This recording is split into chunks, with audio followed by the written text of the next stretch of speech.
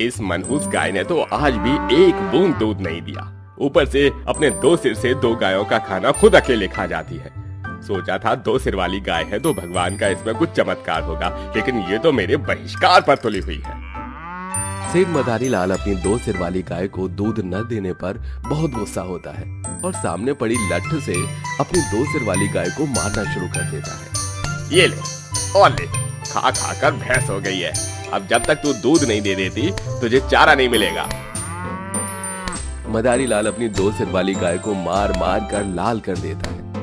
बेचारी मासूम गाय की आंखों से दर्द के मारे आंसू निकलने लगते हैं। मदारी कई दिनों तक अपनी 2 सिर वाली गाय को चारा तो दूर एक बूंद तक पानी भी नहीं देता। आज फिर इसने दूध नहीं दिया। ये देख मदारी लाल अपने घर के अंदर जाता है और कोड़ा लाकर उससे बेचारी गाय को फिर से मारना शुरू कर देता है। और चिल्ला, लेकिन आज तो मैं तुझे छोड़ूंगा नहीं। मदारी उस 2 सिर वाली गाय को लगातार मारता रहता है।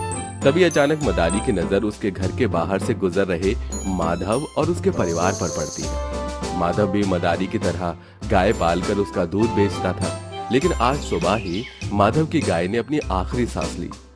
माधव का पूरा परिवार अपनी प्यारी सी गाय का अंतिम संस्कार कर भरी आंखों के साथ घर लौट रहा था। तभी माधव, तुम्हारी गाय के बारे में सुनकर बहुत दुख हुआ।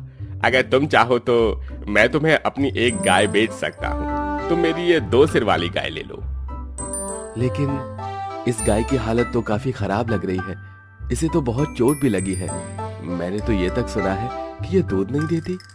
अरे ये सब अफवाह है। वैसे तो इसकी कीमत 25,000 रुपए है, लेकिन मैं तुम्हें सिर्फ 10,000 में दे दूंगा।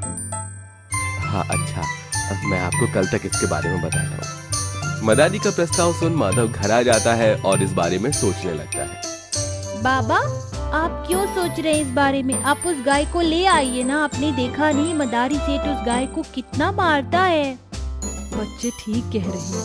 आज नहीं तो कल वो गाय दूध देना शुरू कर देगी। हम थोड़ा इंतजार कर लेंगे, लेकिन इस गाय की ऐसी हालत मुझसे देखी नहीं गई।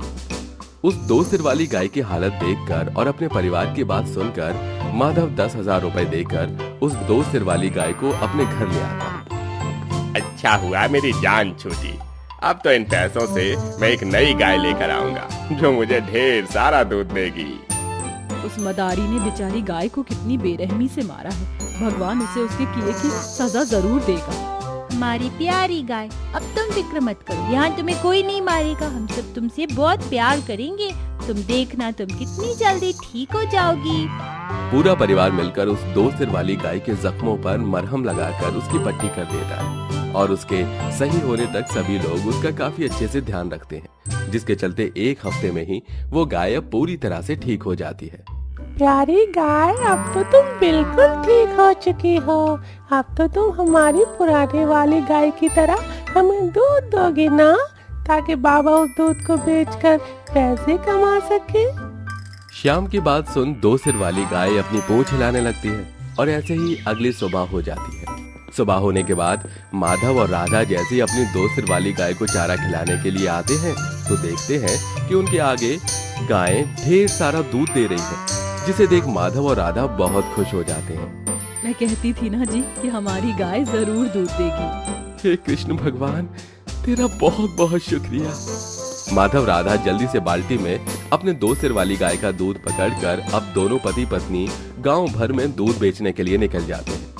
2 सिर वाली गाय का दूध गांव में मौजूद हर किसी को पसंद आता है, जिसके चलते अब हर कोई सेठ मदारी लाल से दूध लेना छोड़कर राधा माधव से दूध लेना शुरू कर देता है, जिससे माधव और राधा को फायदा होता है, वहीं सेठ मदारी लाल को नुकसान। जब तक ये 2 सिर वाली गाय मेरे पास थी तब तक तो इसने दूध नहीं दिया, और अब देखो कैसे बाल्टी भर भर के दूध दे रही है। पता नहीं इस 2 सिर वाली गाय के दूध में ऐसा क्या है जो लोग मेरी गायों का दूध छोड़कर इसका दूध खरीद रहे हैं। मदारी लाल अपनी तिजोरी से 10,000 रुपए निकालता है और माधव के पास अपने 2 सिर वाली गाय को वापस खरीदने के लिए जाता है। लेकिन सेठ जी, ये गाय ही आप हमारी रोजी रोटी का सहारा है। मैं अब इस गाय को नहीं बेच सकता। सोच ले माधव, मैं तुझे 10,000 रुपए दे सकता हूँ। हाँ, इसमें सोचने की बात नहीं है सेठ जी। मैं इस गाय को नहीं बेचूंगा। माधव को गाय बेचने से मना करता देख मदारी माधव से अब इतनी नफरत करता है कि वो चुपके से 2 सिर वाली गाय के चेहरे में दवाई मिला देता है। वो गाय जैसे ही उस दवाई को खाती है तो काफी बेकार दूध देना शुरू करती है, जिसके चलते लोग जैसे ही माधव का राधा से दूध खरीदते थे तो उनका दूध जल्दी फट जाता था। ये कैसा दूध बेच रहे हो तुम दोनों? जैसे ही सुबह दूध लिया वैसे ही फौरन फट गया। अब से हम तुमसे दूध नहीं लेंगे, कल से हम भी दूध नहीं लेंगे। सारे लोग माधव राधा से दूध लेने से मना कर देते हैं, जिसके चलते उन्हें नुकसान होने लगता है। ये सब देख सेठ मदारी मन में बहुत खुश होता है। सुनिए, 3 महीनों से बच्चों की स्कूल की फीस जमा नहीं की। अगर 1 हफ्ते के अंदर फीस जमा नहीं की तो वो लोग बच्चों को स्कूल से निकाल देंगे। निकालेंगे नहीं तो क्या करेंगे? इतने दिनों से काम ढूंढ रहा हूँ लेकिन कहीं पर भी काम नहीं मिला। ऊपर से न जाने हमारी गाय को क्या हो गया है, कैसा दूध दे रही है, मुझे कुछ समझ में नहीं आ रहा क्या होगा। अपने गाय के दूध न सही देने की वजह से पूरे परिवार को अब इतना नुकसान होता है कि उन सबको रूखी सूखी खाकर ही अपने गुजारा करना होता है। माँ, हम कब तक क्यों रूखा सूखा खाएंगे? अच्छी सब्जी खाए हुए कितना वक्त हो गया है। श्याम बेटा, जब भगवान ने हमारी किस्मत में रूखी सूखी लिखी हो तो भला हम क्या कर सकते। तुम खाना खाओ, मैं जब तक गाय को चारा खिलाकर आती हूँ। इतनी परेशानी के बाद भी सारा परिवार उस गाय को घर से बाहर निकालने के बजाय आसपास से चारा इकट्ठा करके अपनी 2 सिर वाली गाय को खिलाते हैं और उसका काफी अच्छे से ध्यान रखते हैं। लेकिन बीतते दिनों के साथ साथ अब उनके हालात और खराब होने लगते हैं। अरे भाई देख माधव, आखिरी बार तुझे बस 2 हफ्ते की मोहलत दे रहा हूँ। अगर मेरा किराया नहीं दिया तो तुम लोगों को घर खाली करना होगा। पैसे न होने की वजह से अब पूरे परिवार के सिर के ऊपर से छत छिनने की नौबत आ चुकी थी। बस बहुत हुआ।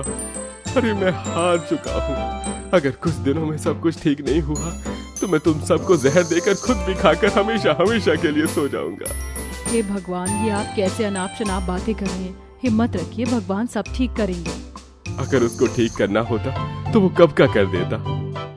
माधव को इतना परेशान होता देख और उसके परिवार की ऐसी हालत को देख उसकी 2 सिर वाली गाय सब कुछ देख रही होती है। सारा परिवार आज भी भूखे पेट सोया होता है, लेकिन माधव को नींद नहीं आती। माधव बार बार करवट बदल रहा होता है कि तभी अचानक उसे अपने आंगन में कुछ गिरने की आवाज आती है।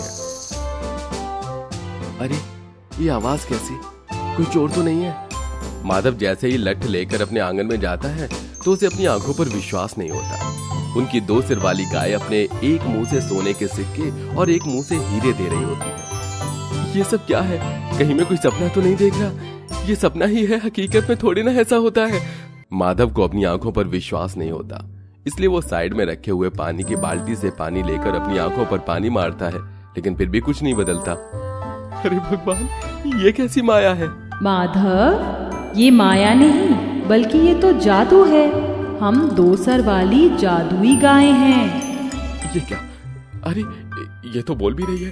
हे राम राम राम राम राम। हमने कहा तो हम 2 सर वाली जादुई गाय हैं, इसलिए हम बोल सकते हैं। पहले सब कुछ सही था लेकिन हमने तुम्हारी मदद नहीं की। लेकिन जब आज तुम्हारा परिवार इतनी मुश्किल में है कि तुम अपनी मृत्यु की बातें कर रही हो, इसलिए हम तुम्हारी मदद कर रहे हैं।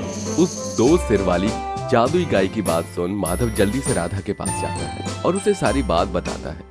राधा भी जब उन 2 सिर वाली गाय से बात करती है तो उसे भी उस 2 सिर वाली गायों पर यकीन हो जाता है। ये तो भगवान का करिश्मा है, इसलिए उन्होंने हमें ये 2 सर वाली जादुई गाय दी है। भगवान, मैं कैसे तेरा शुक्रिया अदा करूं?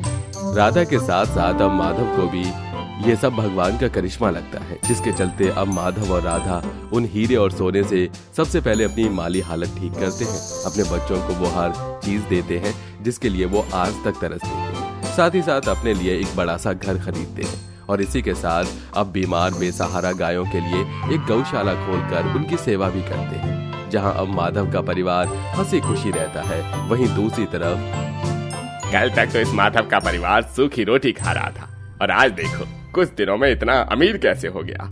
अरे कुछ तो गड़बड़ है। मदारी रात के अंधेरे का फायदा उठाकर माधव के घर के बाहर जाता है और जैसे ही उसकी गौशाला में आता है तो देखता है कि उसकी 2 सिर वाली गाय एक मुंह से हीरे तो एक मुंह से सोना दे रही है, जिसे देख अच्छा तो ये बात है। तभी सोचूं ये भिखारी से अमीर कैसे बन गया। अब तो ये 2 सिर वाली गाय तो मैं लेकर ही रहूंगा। 2 सिर वाली जादुई गाय को देख मदारी लाल के मन में लालच जाग जाता है और वो जैसे ही उस गाय के पास जाकर उसे वहां से ले जाने लगता है तो दोनों गाय मदारी पर हमला कर उसे रोकने लगती हैं। अरे अरे छोड़ो मुझे, छोड़ो, आई आई आई आई आई आई छोड़ो मुझे। बड़ा अत्याचार करता था ना तू हम पर, आज देख हम कैसे तुझ पर कैसे अत्याचार करते हैं। मदारी की चिल्लाने की आवाज सुन माधव का सारा परिवार बाहर आ जाता है। वहीं 2 सिर वाली गाय अपने पैरों से मदारी को मारने लगती है। अब करेगा किसी और गाय पर अत्याचार? बोल। नहीं, अब मैं किसी गाय पर अत्याचार नहीं करूंगा। भगवान के लिए मुझे छोड़ दो। मदारी की बात सुन 2 सिर वाली गाय उसे छोड़ देती है और बेचारा मदारी डर से वहां से भाग जाता है। और अब माधव और उसका पूरा परिवार अपनी 2 सिर वाली गायों के साथ हंसी खुशी रहता है।